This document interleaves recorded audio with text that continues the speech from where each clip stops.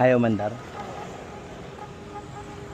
Habang nagpapagas tayo mga pa, meron nga tayong nakitang rider na kinakalikot ang kanilang motor. Ang kwento nga dito ng attendant, nasisiraan daw yung motor nila. Kanina pa daw sila, ayaw daw umandar ang kanilang motor. Kaya nga sabi ko nga dito, dapat may basic troubleshoot talaga yung mga rider. Para in case na masiraan sila, alam nila yung dapat nilang gawin. Ibibihira sa mga rider, nahihintuan ka, tatakot, kasi modus lang. So bibihira sa mga rider talaga, yung mga naglalakas ng loob na tulungan. At dahil papunta naman tayo sa Molino branch, sinubukan ko na lang siyang i-check. Sakaling matulungan ko, sakaling mapaandar ko. Wala namang masama na hintuan natin. Wala namang masama na ma-check. Sakaling basic lang ang problema. Dali-dali ko nga pinuntahan. Sige po. Ano yari par? Ay mandar? Check engine. Tinga.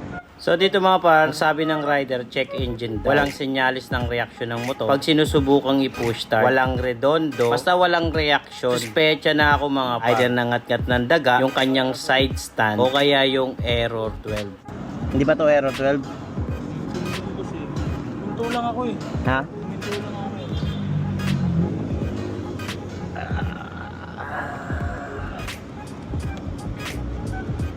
Pero kanina wala yan. Oh, hindi, baka error 12 to eh. Nakaano ka na ba? Nakarekta na to? Hindi pa. So yun mga pas, is yung socket niya, hindi siya nakarekta. Walang device na nagko-connect dun sa stator papuntang ECU. Sususpecha ko lang naman yun na baka error 12 nga. Walang reaction. Buti na lang may tools yung shell stop kanina kung sino yung naggas sa akin. So kinalas na natin yung mga pairings niya para makita natin mga par kung sunog ba talaga. Ito lang yung kakalasin natin. Mahirap yan, tumatakbo kayo. Habang tumatakbo biglang hihinto, napakahirap.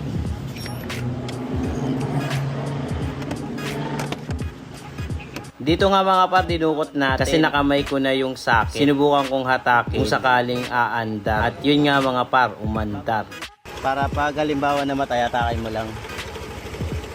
Naglo-lost connection kasi siya eh. Pero kung gusto mo, bago ka dumiretso sa kalatagan, daan ka muna dun sa ano, sama sa akin. Kala sa akin, kung mamatay, at least magagawa natin ng paraan. Saglit lang, malapit lang yung shop ko, dyan lang naman sa Molino eh. Doon ka na lang sa akin. Kaya ano, Molino. Window shop, MC Molino. Ayun, malapit na tayo dyan.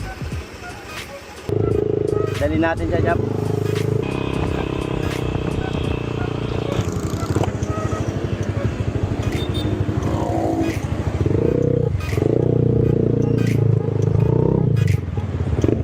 Yun nga mga par, nabuksan na namin yung socket. Confirm talagang sunog. At ang sabi ko nga sa kanila dito, irerekta na lang natin. Ay na siya mga par, kasi nakarekta na. At hindi natin yan siningil. So yun mga par, salamat sa mga suporta sa Window Shop. Salamat sa mga solid followers sa Window Shop.